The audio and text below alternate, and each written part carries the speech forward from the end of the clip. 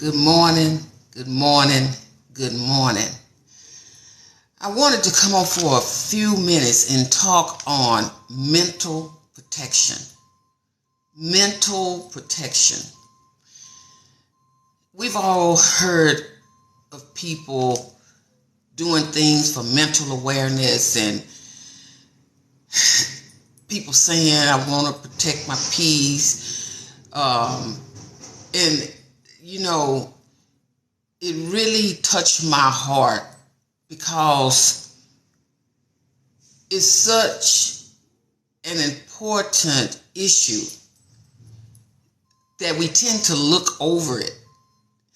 Mental awareness is a real thing. And when you protect your mental, when you hear people constantly saying, I need to protect my peace, what they're really saying is I need to protect my mental. And before I got out of here to go to work on today, it was weighing heavy on my heart. And so I wanted to share with you this morning that I hear you. I feel you. There are so many people dealing with things regarding the mental. This right here. And if your mental isn't intact, you're not intact. It takes a lot, today's society especially, to just survive out here. And it can become overwhelming. And I know people always want to talk about the glorifying things and, the feel good things. But sometimes we have to sit down and talk about real life on what is going on with people. And right now, people's mental is being attacked. Some people don't understand mental awareness. Some people really don't understand what it's like to go through depression or to go through anxiety and all the other things that we experience in life. And some people, what individuals will do is call you damaged because you bipolar, you damaged, you have anxiety issues, you damaged. Let me tell you something.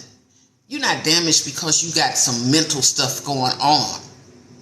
You need somebody to tap into your emotions and not to take advantage of them, but to say, how can I help? When people are suffering within their mental, they don't need criticism. They need somebody who really is going to step in and really be concerned about them and really want to help them. I hear this so much. I'm trying to protect my peace. Have any of you been dealing with that lately, with just running into people or having a conversation with someone and say, I'm just trying to protect my peace. I just need peace. I feel like my life is unraveling. And let me tell you, it's a real thing. It is a real thing for your life to be unraveling. And you trying to hold on to everything that you can to hold it together.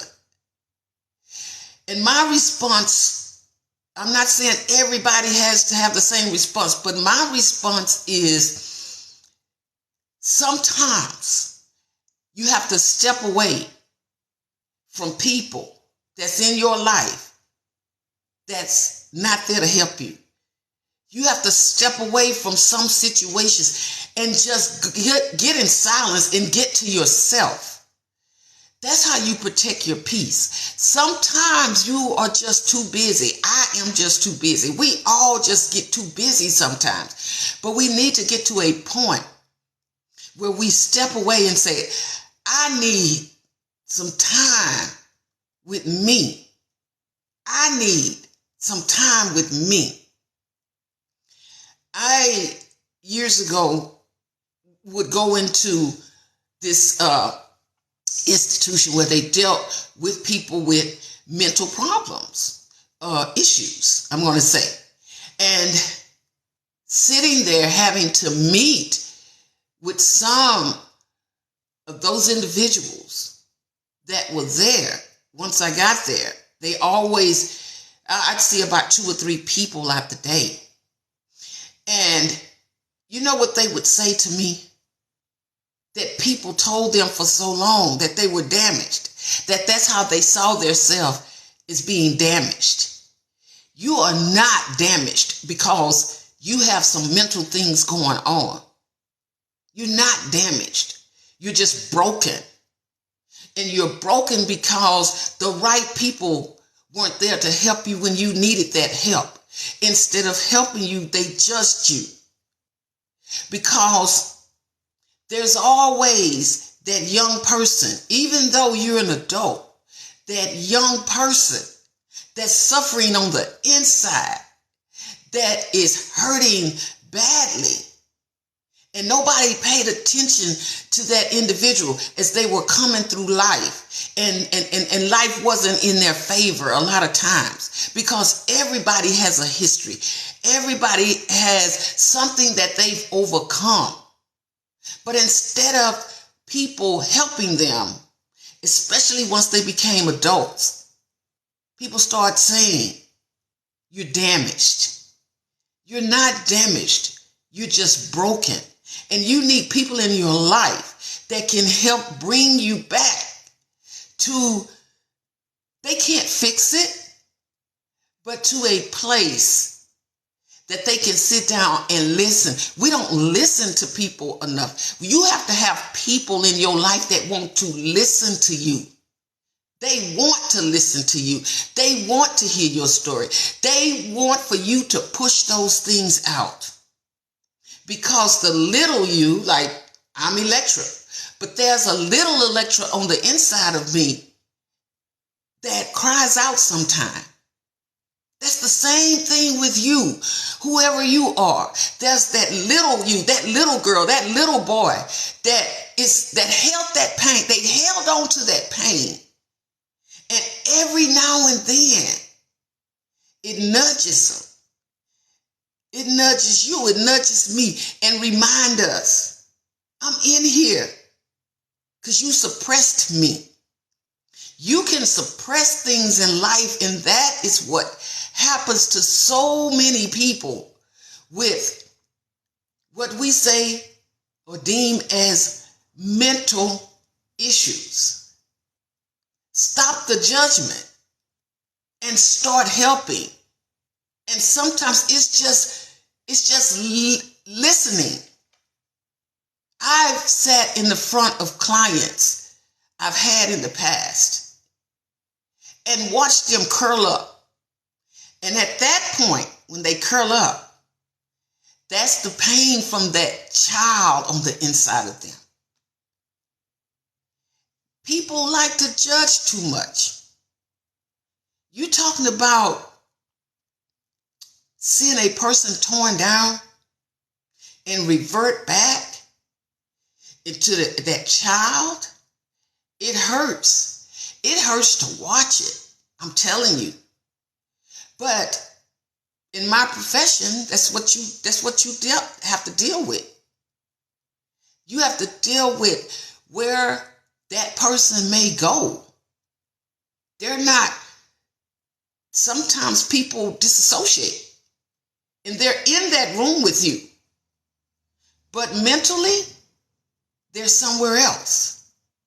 They're on that ceiling fan. They're on that, by the fireplace. They're somewhere else. And you have to understand that when they're with you and when they've disassociated and they're somewhere else, and they're not crazy.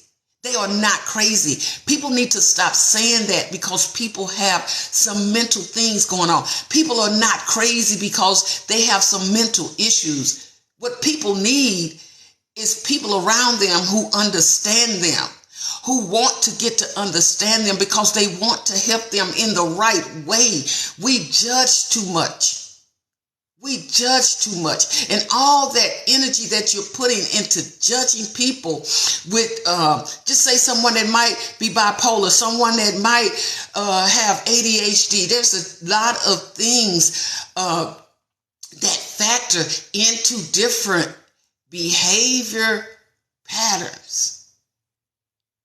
And what happens is once you accrue these patterns within yourself, and I'm talking as a behavioral analyst, once you accrue these things within yourself, that's how you begin to survive. People fighting every day. And it says, I see someone here says people have stolen from them spiritually. And that is so true. Some people can break you spiritually by putting you down all the time. By putting you, I'm going to say, look at celebrities. Most of them are coming out now, but they have the money to get help, and people, instead of helping them, they take the cameras and they follow them to see when they're going to make that next era, that next thing that they can talk about, but that next thing that they can put out there that starts streaming in the social media and those type of things. And that's wrong, because you're not trying to help those people. You're taking someone's pain and making it your comfort. I spoke on that the other day. That's why I say protect your pain, because your pain becomes somebody else's comfort. Some people are relishing in your pain. Some people are relishing with the fact that now many of us, we don't have that popularity that others do. But either way it goes, it's not right. It's not right to take someone who's having a mental a breakdown or suffering from some sort of mental circumstance, issue, and comfort yourself with it. Because all that energy that you took and used for your benefit, for your comfort, eventually one day you're going to have to pay for that. Because when God puts you in people's life, when God, and this is my belief, 100%, whenever God sends someone across my path, they're there for a reason. They are there for a reason. One of my professors, when I was in undergraduate school, working on my bachelor's, said this. She said, Electra, years ago, people just had maybe one issue or so that you was dealing with, but you guys are going to have it harder because you're going to be maybe dealing with one person, but they're going to have multiple issues.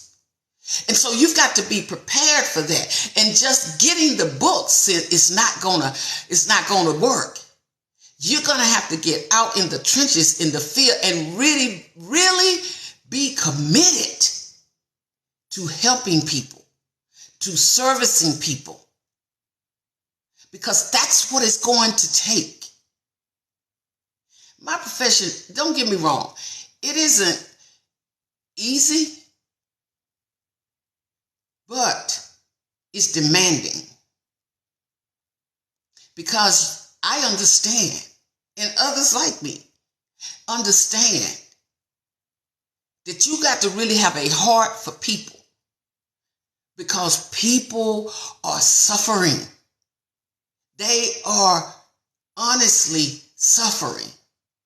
And that's people, everyday people as celebrities, and people are looking for places to go for help without being judged. Without being judged.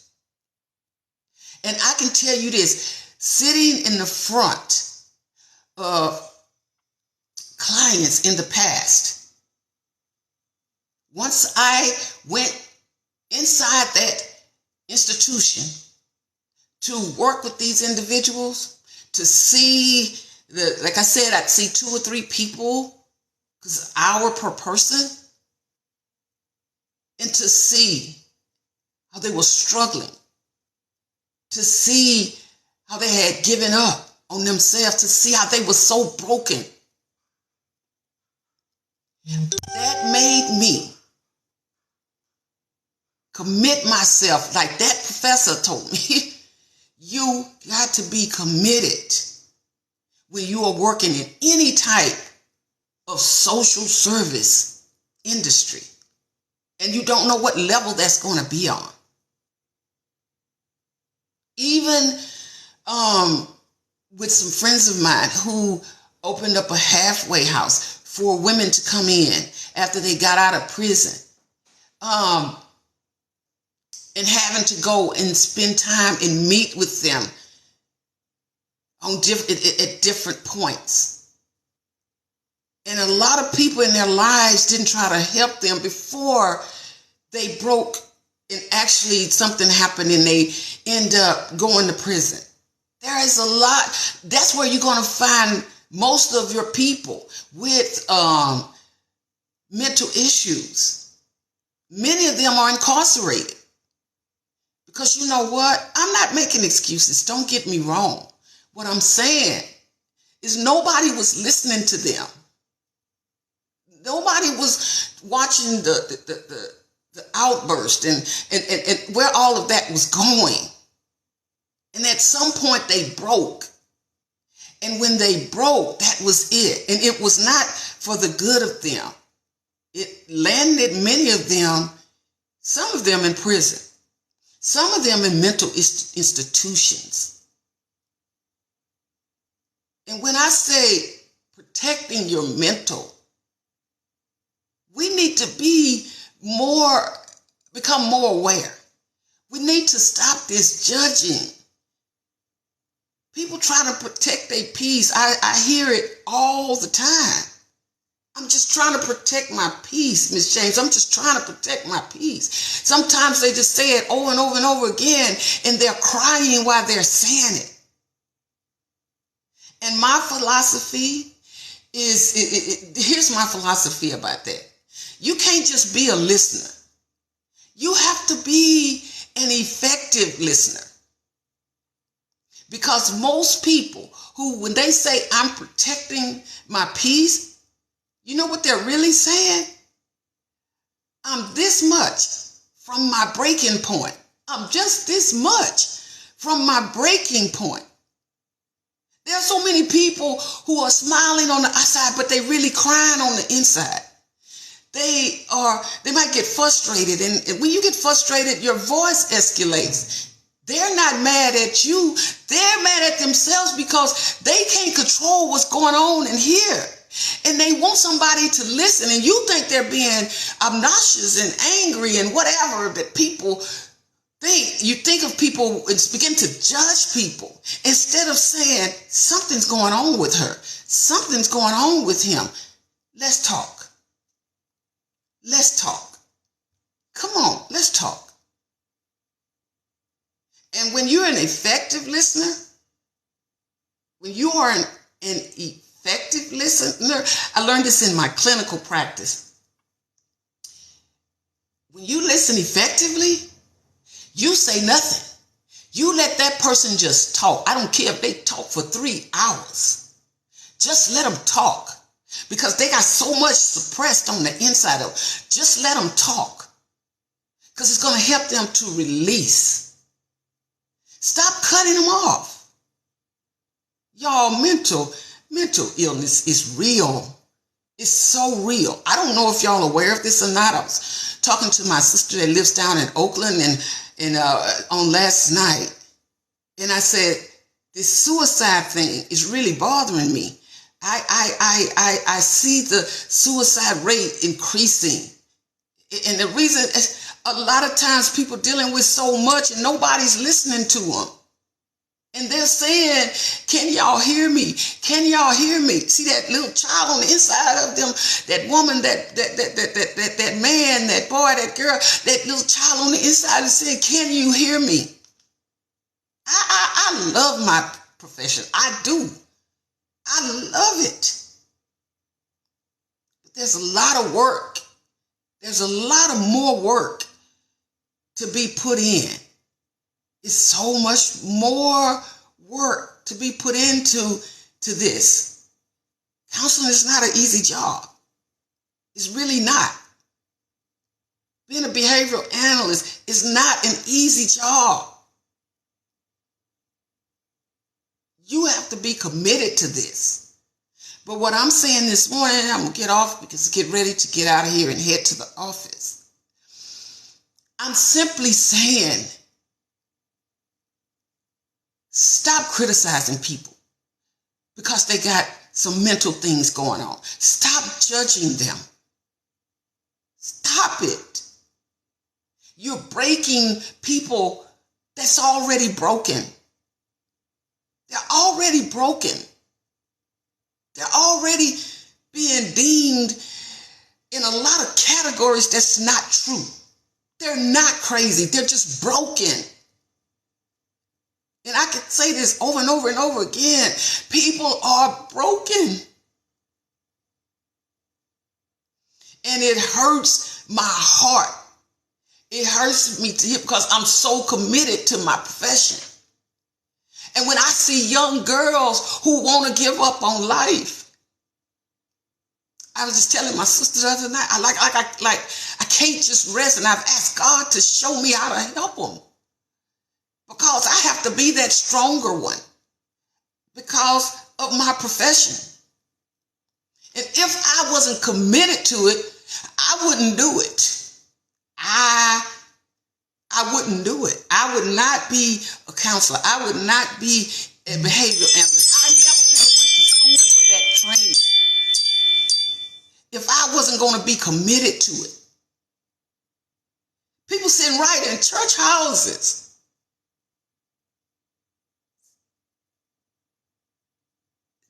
Dying right in the front of you. But nobody's paying attention. You in the home with people who are dealing with mental stuff and nobody's paying attention. And I'm telling y'all, I work with young people in college. These kids are hurting. They're hurting.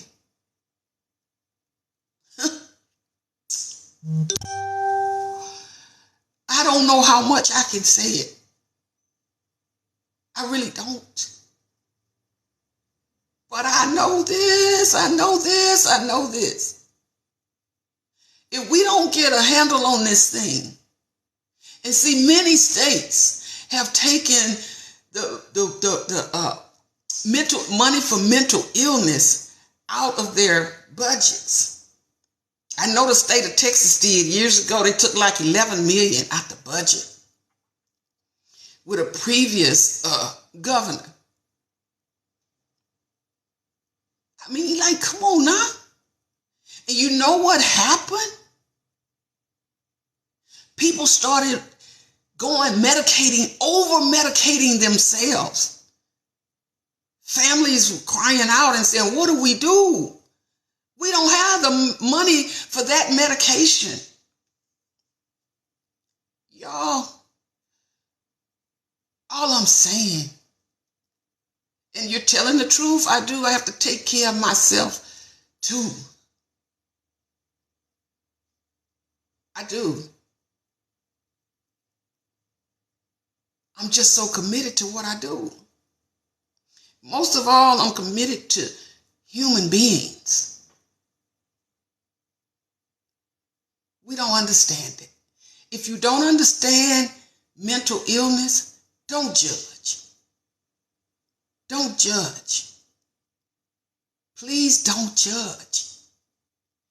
I'm telling you, when you go to the doctor, they check everything in a physical but this here. Y'all hear me speak about my late husband all the time? He had been in the Vietnam War. And out of that, he gained PTSD. And in taking care of him, He would tell me, I'm so glad that I have access to you right here as your husband, because you helped me so much with things that people just wouldn't understand about me. You right there. And before he passed away, that PTSD took over. I'm telling y'all. And I thank God. See, God had equipped me for that. He showed me that your education is not just your education. Your education belonged to me. But I got some things that you're going to have to know.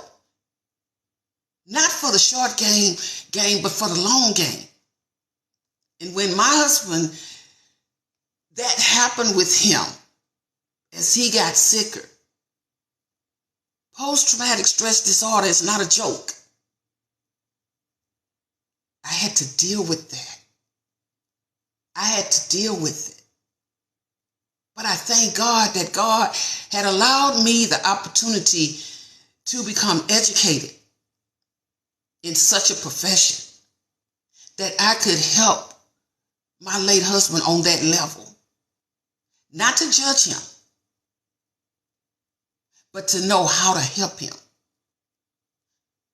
Sometimes people in your life just need you to be an effective listener.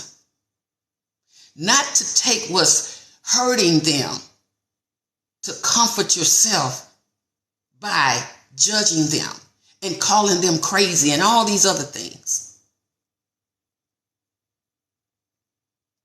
I just wanted to come on and say that this morning because it is heavy on my heart. It's so heavy on my heart. I can't say it enough. Please, people, help somebody. Even help yourself. Even help yourself. Because y'all don't know. Being a counselor isn't easy because you're taking on a lot of everybody else. So you have to be committed. And I tell students that say they want to go into the field, like I was told when I was doing clinicals. Remember, you got to be committed. Don't do this if you're not committed. Don't do it. Because it's going to take a lot of commitment. It really, really is. People are dying right in the front of us. Because instead of helping, many of us chose to judge them. And you don't know. When people start saying, I'll figure it out, they're at wit's end. And they need some help. They really need help. Okay? Let me get off of here so I can get out of here. Y'all have a wonderful day. Thank all of you who have tuned in this morning. Thank y'all for supporting my platform here on TikTok. Also on YouTube, Electric James Inspirational Talks. You can go to my YouTube channel. You will be able to, I'm going to download this video and it'll be on YouTube, on TikTok, but the full version will be on my YouTube channel. And I have like 369 different things you can listen to. Hopefully this strengthened you this morning. Y'all keep going. Keep going. Don't give up. Please don't. And have a blessed day. All right? Talk to y'all later.